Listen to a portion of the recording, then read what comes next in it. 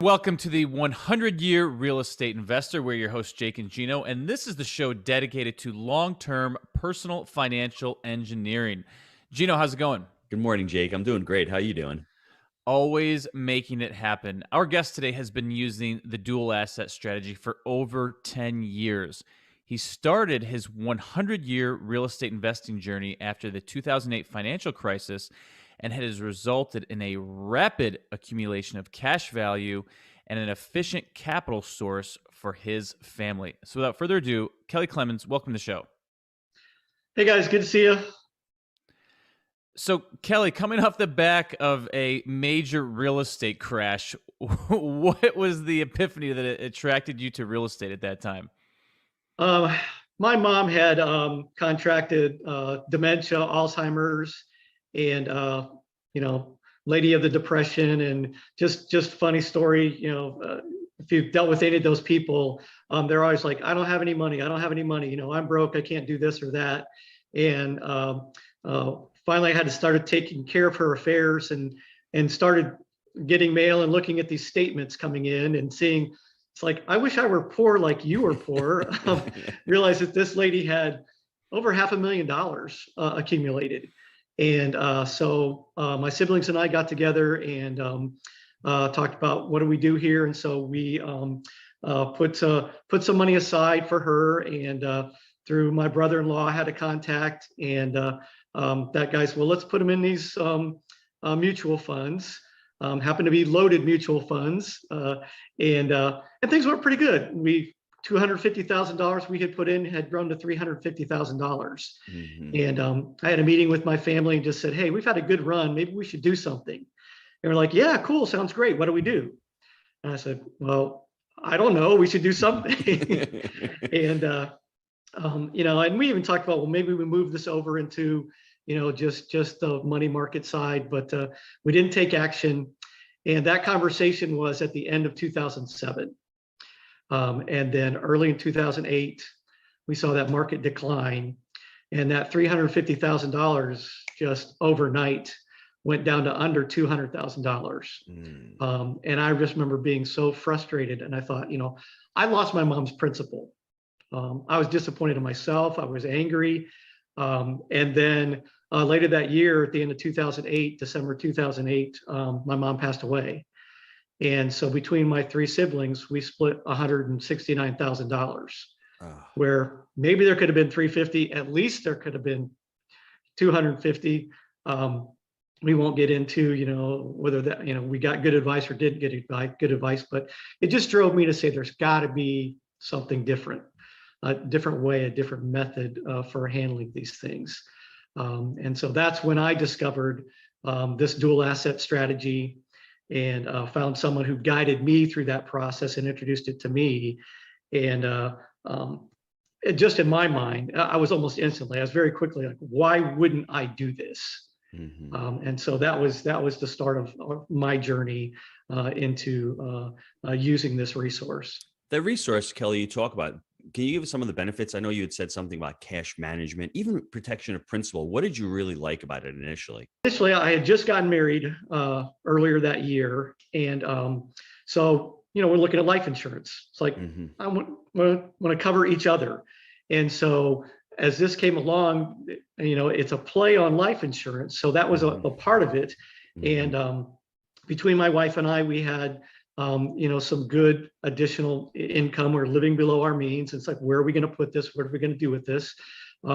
We are already real estate investors. My wife and I both started out by buying a duplex, living in one unit, renting out the other unit, and then building from there. We now have about 20 units and $2 million in value in our properties. But so we're looking at this, a way to access our cash without having to go to a bank, without having to ask permission. We can set the repayment schedule for how we pay back, what we access. The amazing thing about this is the money that we take out still continues to grow at the same rate as if it was still in there. There's no way you can tell me you go to a bank if you have $100,000 and say, give me 50, but pay me interest on the 100,000. right? They're going to laugh. They're going to laugh you out of the bank. I think it goes the other way. I think you're the one paying in the interest there. Yeah. So you have these policies. You're borrowing from these policies, and over time, you've utilized the money to create an insurance policy, and now you're utilizing that same cash to go buy apartments. You have a policy set up, and now you have over $2 million in real estate. That's beautiful. That's well done, sir. Yeah, that's great. Thank you. And when you started it back in 2008 and you're starting it out, now you look at what you started 10 years ago. Sometimes it's hard for a lot of the listeners out there. 20 years from now is a long time. I'm not, no, but I started my policy 20 years ago and it is chugging along now. I'm putting in money and that cash value is starting to really build up. So if you start young, this is definitely a retirement tool for you also. Can you speak a little bit about that as well, Kelly? Yeah. That's what is so amazing to me, especially someone's younger. I mean, I started this when I was 48. So when you're talking the life insurance side, a premium for me for a life insurance policy is going to be more expensive. If you're younger, your premiums are just so cost effective, especially when you figure that premium is locked in for the rest of your life, no matter what happens as far as your health condition. And you're just aging. And so, and then the additional cash value you put into these policies, the freedom you have to make these flexible to work for you, wherever you are. And as your journey grows, as your earning ability grows, you can, again, build new policies and take advantage of that. We're just have really been able to take advantage of the unique characteristics of this strategy, again, to enhance our lives. And that's in 10 years in, I look at the cash value of my policies and I start to think, wow, when I get to retirement, whatever that might look like, I have this great pile of cash that I can access, tax-free. And think in this tax environment, what are taxes going to be in another 10, 15 years? And if I have money in another place that is taxable, or even in the market, if I'm in a down market year, I don't want to be taking money out of assets in a down market. Now I'm just compounding the hit I already took by withdrawing. I have less money to work when that market does come back.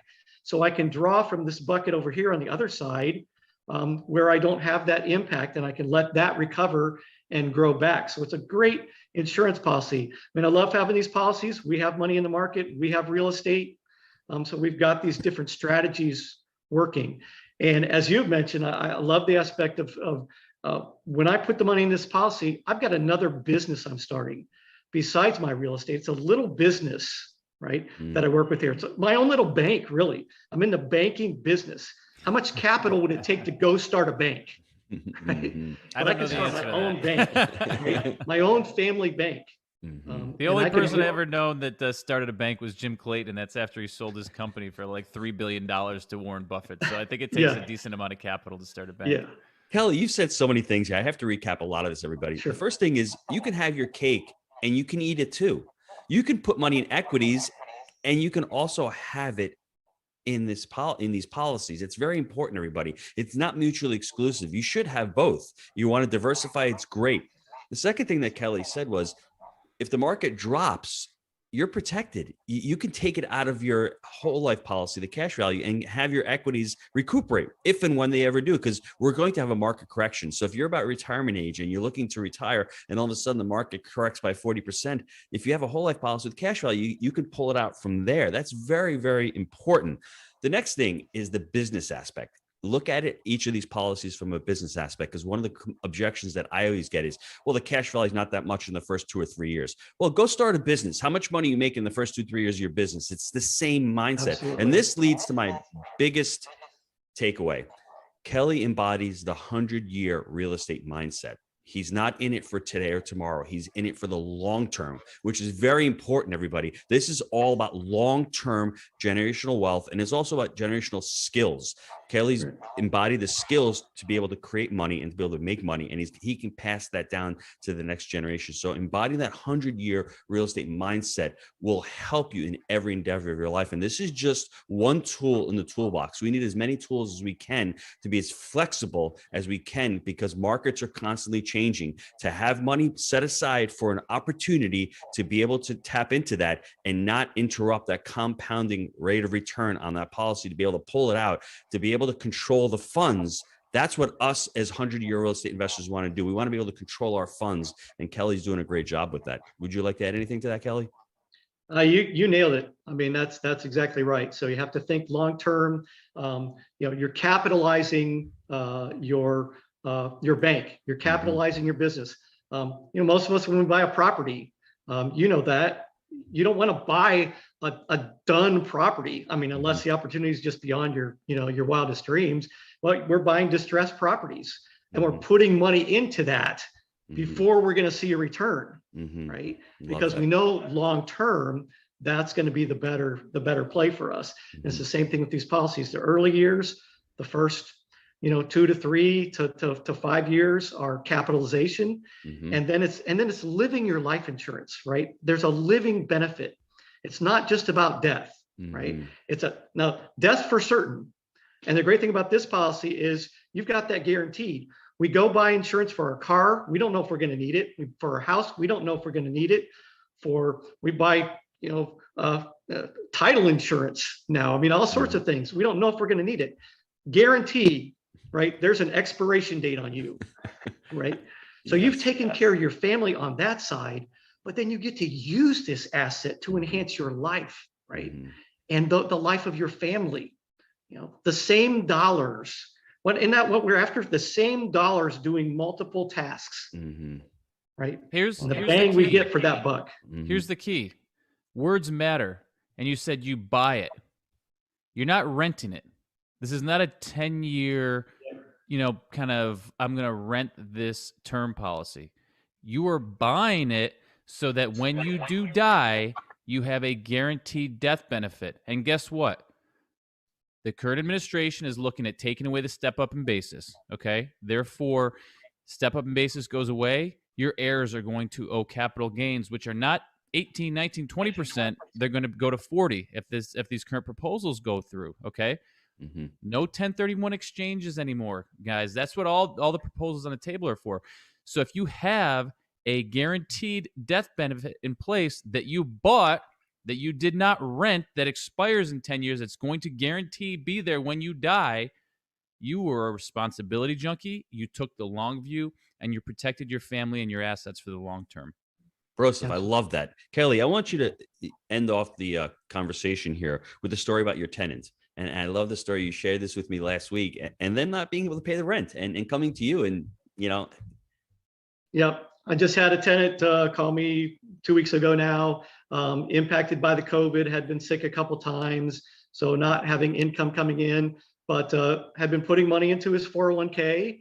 And so, they've passed rules now saying because of COVID, you can take some extra withdrawals out of your 401k.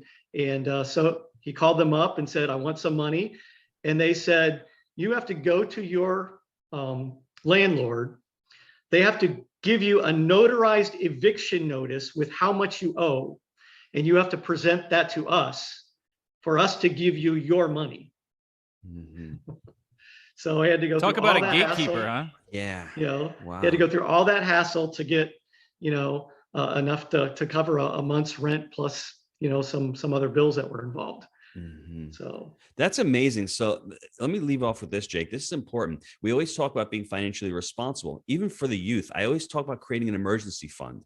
If you have an emergency fund where you put $1,000 into it, and then you just put away 3 to 6 months worth of savings. That's why I started my, life insurance policy 20 years ago. I wanted to have that little bit of cushion there. And whenever I needed to access it for short-term, pain, when something really happened, where at that age, an air conditioner goes out, or I had to fix my car, I didn't have the money. I had the ability to borrow that cash value, have the loan on it, and then repay it back whenever I had the ability to repay that back. So it always comes down to, as real estate investors and as entrepreneurs, we need that ability to capitalize on those opportunities. And there's going to be opportunities in the next 2 to 3 years in the real estate space with all these prices adjusting with these mom and pops out there. So having that, that ability to have that opportunity come by you and be able to access it is very, very important. Kelly, any final parting words to the listeners today?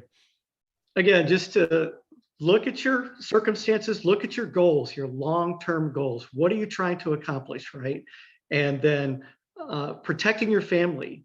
If you're single, thinking again to the future, making an impact on your world and your community, and just that long-term thinking. I love Jake and Gino. I've loved your thinking on this, and how you have that. You want to impact your world. You want to impact your community.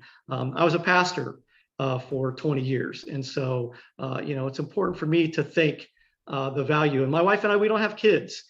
So the death benefit for us is a legacy play. What impact can we make? My mom, a single mom, a school teacher, took care of 3 kids, just was dramatic in what she did. And now, with a multi-million-dollar death benefit, what can I do as a legacy for the work that she had done? So That's awesome. All right. Well, hey, Kelly, appreciate it today. Gino, tell us where we can get some more information. Everybody, just go to 100yearrei.com. That's 100yearrei.com. Go on there, schedule a call with one of our advisors. Kelly's a 100-year real estate advisor. Start the process. This is not going to happen overnight. This is a long-term process. This is the 100-year mindset where you're there and thinking about not what's going to happen next quarter or next year, the next 5 to 10 to 15 to 20 years. This is what it's all about. As entrepreneurs, we are the ones who are going to solve the problems of the future. Become an entrepreneur, become a responsibility junkie, and go to 100yearrei.com. Thanks, Jake. Guys, it's a lifestyle by design, and it's intentional. Kelly, Gino, thank you so much. Thanks, guys. hey guys.